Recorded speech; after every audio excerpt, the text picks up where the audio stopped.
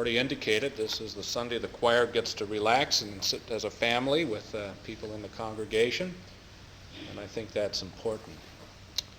First of all, then, I urge that supplications, prayers, intercessions, and thanksgivings be made for all men, for kings and all who are in high positions, that we may lead a quiet and peaceable life, godly and respectable in every way. This is good and is acceptable in the sight of God our Savior, who desires all men to be saved and to come to the knowledge of the truth. For there is one God, and there is one mediator between God and men.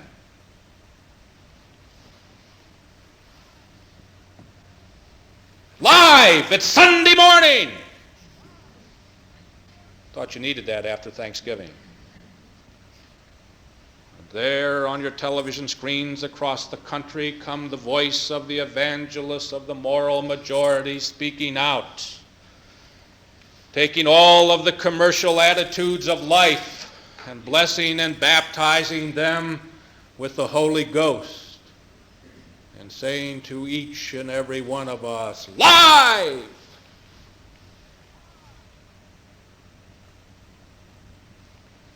Today's sermon will not be a sermon. It will be a Socratic dialogue because I don't have the answers to the questions I propose to raise and talk with you about. I hope you will join in openly and honestly. It's a problem I've been working on for several months. It's a problem that has come to focus in several areas of our life as a corporate life, that is, as human beings, and also in my life personally. How do you hold to a concept that you deem to be valuable and truthful and at the same time have tolerance? What is the relationship between exclusiveness and tolerance and truth? The relationship between that which is true and facts and ultimate truth. See why I had to kind of get you woke up. That's enough to heavy burden. But we're living in an apocalyptic age. And in history, whenever there have been apocalyptic ages, as we've been flowing along, we recognize that the more difficult the problems and the more manifold the answers, the more there are those who stand up and proclaim one way. Harry Clark, not the founding, but the first real minister of this church, who for 10 years guided and gave destiny to it, wrote an article back in September that I have read every week since. It's from his little North Shore Church News. I would like to share it as sort of an opening. There's a lot of camel swallowing going on in this political year. Remember, this is September 28th, long before the election. It's nothing new, though. Jesus noticed that it was happening amongst the Pharisees in his age. He observed the way in which they could carefully strain a gnat out of their wine and then proceed to swallow a camel, neck, legs, hump, and all, without even noticing. As I suggested at the onset, there's a lot of that going on these days. Take TV preacher Jerry Falwell, for example, who, by the way, is receiving $1 million a week in offerings from his television programs. Falwell is bankrolling a group called Moral Majority, which is devoted to welding the constitutes of fundamentalist Christianity into a political force in America. Now, no one can fault Falwell's group or the parallel California-based organization called Christian Voice for their methods. The attempt of special interest groups to influence legislation or election is American as baseball, hot dogs, apple pie, and Chevrolet. But these groups are dealing with moral issues, and when you do that, you have to be pretty clear about which ones are gnat-sized and which ones are camel-sized. The September 15th issue of Newsweek, in a cover story entitled "A Tide of Born-Again Politics," reports that, quote, the Christian Voice has issued a congregational report card noting how each of the members of Congress had voted on a number of, quote, moral issues. One of the congressmen receiving a perfect 100% rating for his support of Christian morality was Representative Richard Kelly, an Abscam bribery defendant. The same article described a Moral Majority rally in Alaska in which Falwell told of a critical exchange he had had with President Carter during a meeting at the White House. It happened to deal with it, by the way, though Harry doesn't mention it, with homosexuality, in which Mr. Falwell argued that Mr. Carter had come out in favor of homosexuality. A transcript of the meeting released later by Carter Age showed the story to be a complete fabrication. The word homosexuality or homosexual was not used in the entire interview. Falwell admitted that. Obviously, it was a reckless statement. He has noted publicly. However, that there are only two things a preacher just can't afford to be accused of. One of them is sexual impropriety. The other is messing with church funds. In both of these incidents, there is the clear suggestion that the gnat-sized issues are being carefully strained out of moral cups, while the truly camel-sized moral issues having to do with the lack of basic honesty, with moral inconsistency, and with the want of personal integrity are being swallowed whole. This is not to say that questions having to do with abortion, capital punishment, gun control, ERA are unimportant, but those basic character traits by which we make our moral judgments are camel-sized by comparison. They are the basic components of morality, and when the moral majority overlooks them, they are missing the whole point. You'll be hearing from Jerry Falwell during the election. Look for him on TV. You'll be able to recognize him. He's the one with the camel hair in his teeth. Harry writes so well that it's a pleasure. If you don't get this, write Harry and say, listen, Jim Lyons says I must read your columns. They're marvelous, magnificent. I have a game I play. Don't say this, though. I always read the first sentence and decide whether Harry wrote it or his co-pastor wrote it. And so far, I've got a 98% record in picking the right one because Harry flies. He's got some zing to it. This is a complex time. This is a complex age. This is a complex period in which people are seeking for something that will give them stability. It's not only in terms of those who have lived through life and are trying to find some answers that will give them direction. It's true with our young people.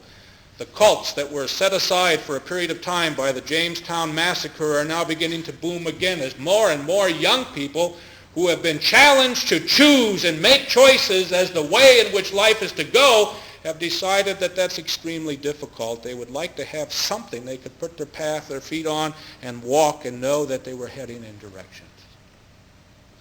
I understand that. Wouldn't you like to, in a very real sense, and many churches are growing that are doing this, have somebody at least take over the responsibility of some of the decisions for you. Trust that they're going to be good decision makers on your behalf. It would be exciting. And each and every one of us needs to do some reflecting upon those things because we've gone through a period of time in which we have had so many potential answers to life that we've lost the ability to make decisions at all. In a recent exchange of letters with a well-known congregational pastor, a man who has lived many years and has gone through the upheavals and the trials and the tribulations of over 40 years of ministry, closer to 50 years of ministry. A liberal in the old school, a universalist in the old school. We were talking about the need to reflect upon truth.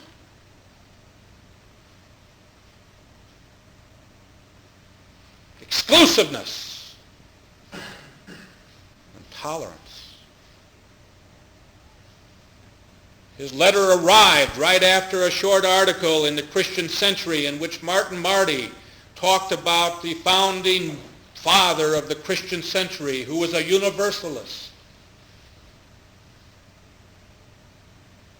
Looked to great universal truths. And this minister could say in his letter, the greatest sin for me is exclusivity, exclusiveness.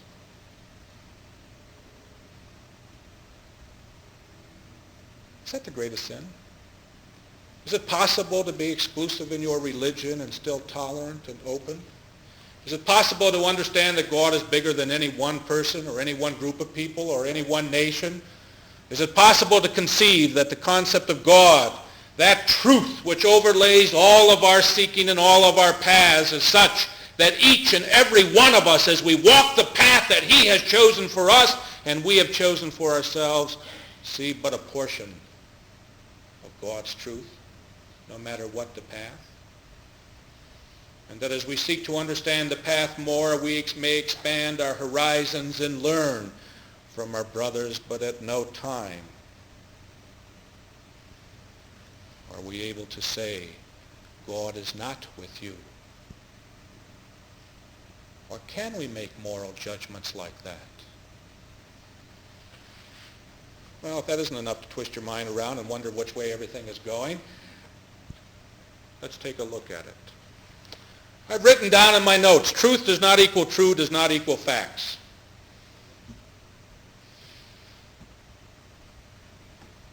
Anybody want to get in on it? What is truth? What is true and what are facts?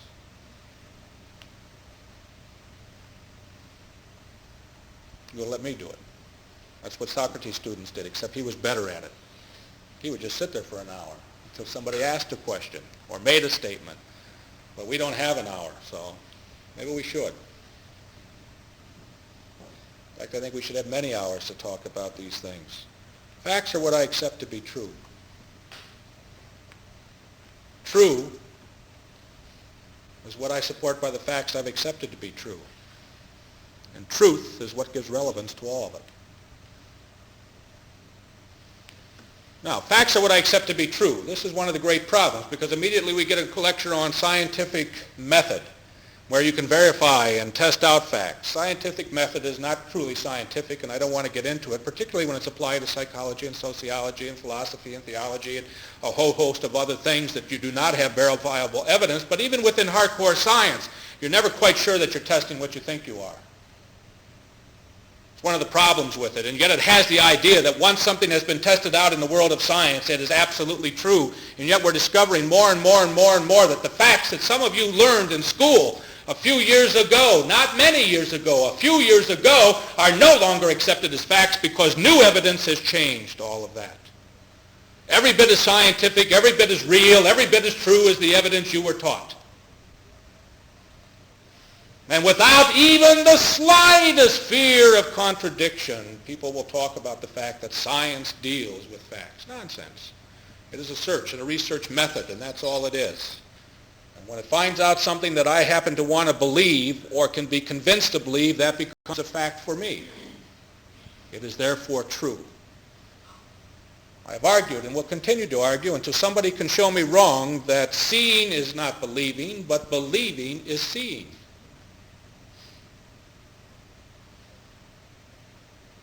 Most of us like to think that we are rational individuals who see things and draw from the wide range of ideas, pull them together, and come up with a comprehensive theory.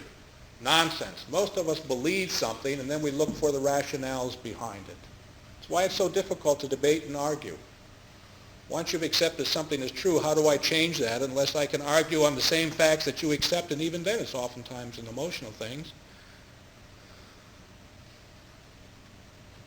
The Catholic Irish feel certain things about the Protestant Irish, and the Protestant Irish feel certain things about the Catholic Irish. You can be sure that when they sit down to talk, if you can ever get them to talk, they're going to deal about the things they believe to be true, and will draw the evidence that supports that, overlooking the camels in order to get the gnats. If you're honest with yourself, I think most of us do that. I can be brilliant at something that I think to be true. I can be more brilliant when somebody attacks something I think to be true, and I'm absolutely scintillating when I'm wrong but want to prove that I'm right. And there are people that the more wrong they are, the more they will fight with you. And you know it. And they will marshal, quote, fact upon fact upon fact upon fact, and pass from fact, whoa! Sunday! You didn't even fall apart. They did at the ball game the other day. I sat right there and I said, watch the quarterback zap. 20 or 17-17. Watch when he breaks to the left. Remind me of Ohio State. That's called selective facts, right, Lorne? Okay. The truth is, ultimately, as we try to understand these things, that we have to begin to examine where we are looking from. I have defined God as that truth which gives relevance to the facts of our lives. Only God is truth, not my understanding of God, not my understanding of what God ought to be, not my understanding of what God said, Ko Amar Adonai, thus saith the Lord, but God. For there are many people who are far more attuned to God than I, and many who are far less attuned to God than I, who have a better understanding of God than I. And the understanding may be different, and they may be challenging to me, and part of what we deal with in terms of truth is that it is only God who is truth. All other statements about God and God's will begin to move into an area of relativity. That is dangerous. It would be nice to be able to say with the assurance of the prophets, God says and God wants and God does, but we're not able to do that in today's world. And yet when we try, we find ourselves not full of the righteousness of God, but righteous indignation. We find ourselves supporting not God, but using God as the tool to beat each other over the head. And one of the problems of religious language is that it is such a powerful, winged language. It has the power to move the souls and spirits of every individual that even those who do not believe a single word of what they are saying utilize that language to motivate. I may have indicated to you before, one of the powers of Adolf Hitler was that he took the religious language of his church and applied it to the Nazi Party and took those great concepts of love and redemption and thinking and servanthood and all the things that are part of our existence in our Judeo-Christian tradition and twisted them around and turned them towards a political aim where God was denied not only by action but by word. But the power of God's truth was utilized for evil ways. God gives relevance to the facts of my life. God is the one that helps to give meaning to the facts of my life. And if we were able to motivate out of this group people who are willing to go and cook meals in this hospice and to spend time with those who are going through the last 2 or 3 days of their human existence and to share with them and to hold their hand and to rub their backs and to empty the pans and to do the kinds of things that are necessary while the nurses also share along with the doctors and do the medical things that are necessary. If we were able to do that, we would begin to find that it is not the human existence that we are focusing on, but utilizing the truth of God, we share and grow in our human existence. God is truth, and only God. Everything else is already filtered down. And the facts may be true or they may not be true, and what I accept may be true and will not be true, and I can pick selective history, and as one who is essentially a historian in approach, I can understand how easy it is to pull out little gnats from all of history and give a picture that is not true. And there are often times when one deals with the Bible that individuals will quote from this portion and this portion and this portion and this portion and this portion and give you the feeling that the biblical record is one whole. And yet when you study and you read and you take it and you begin to go into the hardcore discussing and raising questions, you find that out of context all things become possible. In context things change drastically with one's own honesty. Out of context, every act, whether it be in the home or in the business world or in the church, takes on a totally different meaning than in the context itself. And part of what the whole concept of cultural relativity is that you try to put a person into the context to understand why they did what they did. And understanding, you might be able to find forgiveness, but part of the truth of God is you still hold judgment as a potential that the act may have been wrong, though understandable. It is here that the Christian church has separated itself from psychology. For the psychologists say understand it, and the Christian church says understand it, and then forgive, even as God has forgiven us. And in this great article, and in this exchange of letters, and in the conversation, the American melting pot came to view. Those of you who have been here for a number of years know my answer to this, but some of you are relatively new, and I'd like to share. The melting pot. This is the universalism. This is where exclusivism has no place whatsoever. The great American experience is that you take people from all over the world and you throw them into American culture and they come out as one massive new entity called Americans. And that was the goal of so many at the turn of the century. Jews and Catholics and Protestants and Poles and Germans and Russians and Chinese and blacks and whites and everything was to mix in together. And we were to become one. And to be exclusive and to hold on to something that is uniquely ours was the height of ignorance and intolerance.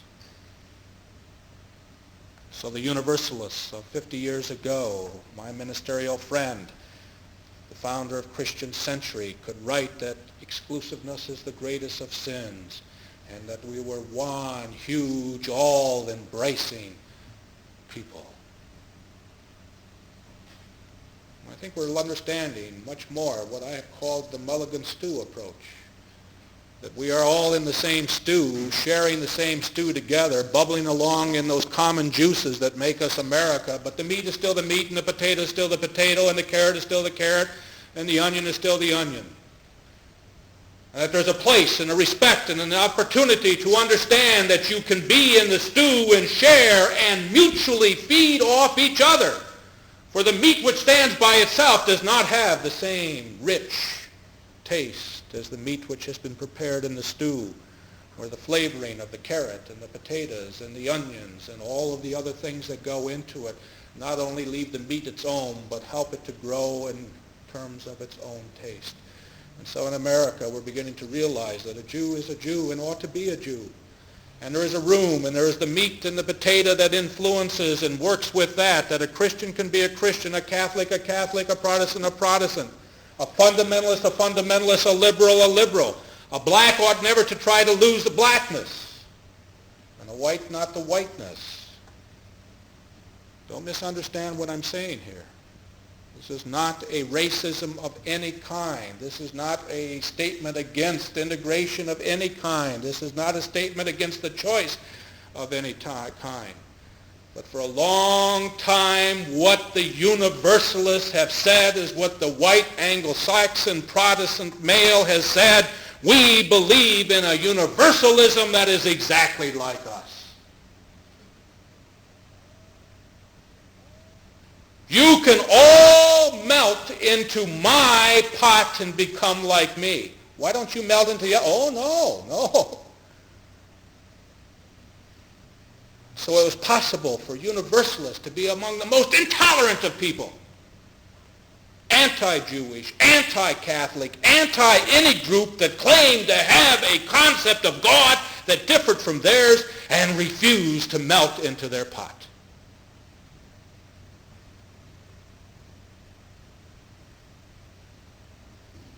So their tolerance did not equal tolerance at all.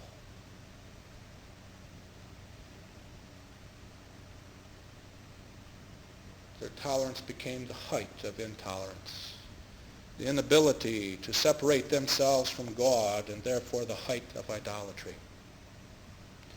What is the greatest sin? It's not the fact that, from my point of view, of exclusiveness, but of understanding God so well that nobody else understands him as well as you do. That is sin, pure and simple. That has made me equal with God, and God's truth my truth, which would not be difficult to accept if it were believable, but more often it has made my truth God's truth. That's why it's so difficult and unacceptable. How do you then begin to balance and to understand the difference between what I see to be true, whether it be in a political realm, a social realm, a business realm, a church realm, a theological realm, a philosophical realm, a psychological realm? Is it that we have to just drift and that nothing is true and everything is as true as anything else and that there's an equality across that doesn't matter what people believe as long as they believe something? No, that's not the case. We all know it. There are standards of judgment which ought to be brought to bear. And they are standards which reach out and touch each and every one of us. They recognize Joshua Liebman, and the quote I put in the bulletin, tolerance is the positive and cordial effort to understand another's beliefs and practices and habits without necessarily sharing or accepting them. To understand, to know, to believe, to share, but at the same time to bring certain judgments. Here I speak out of a specific culture. I do not know the Islamic culture, although in probably many ways I know it as well as anybody here. And when I watch government policy, I certainly know it better than Washington does. I do not know Orthodox culture, Greek culture, Armenian culture. We do have people here that do know that culture. I do not know Chinese culture at all. I am at a total zero. I do not understand what the trial is all about. It is so far outside of my existence that I couldn't even make a statement about it. I'm beginning to learn that there are things I do know about and there are things I don't know about. But I believe God is every bit as real for the Chinese and the Greeks and the Armenians and the Islamic peoples as he is for me. How do I judge? It seems to me there is one essential way. And this is where I'm a historian. Openly, honestly, under God, I look at the long sweep of humankind and find those people who were not popular only or even in their own age, but whose teaching and truth has reached out beyond their own narrow confines to influence people far beyond their time. And I'm not talking about 5 years or 10 years, but I'm talking about the sweep of history. The Moseses, the Abrahams, the Jesuses, the Pauls, the individuals who have a message and a reflection upon God that so challenged and startled us that we begin to approach a little bit of an understanding of truth. And when something stands outside of those kinds of traditions, I am leery and skeptical. I do not reject it. I am leery and skeptical.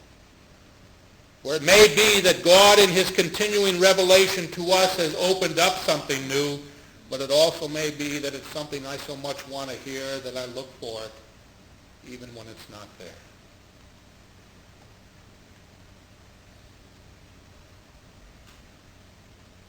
I think it's possible to be exclusive, to hold to a tradition which is exclusive.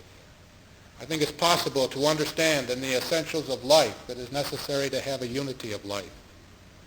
I think it's possible to understand in other areas that tremendous tolerance is available.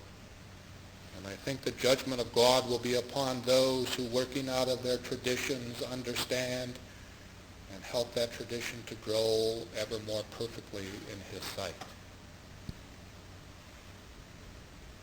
I bring judgments. They are the judgments of Jim Lyons. I hope that they're the judgments tinged with God's truth.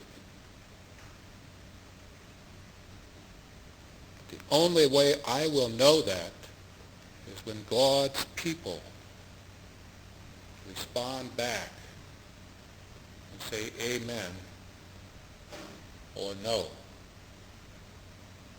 And not only respond back because they want something to happen, but respond back with the critical,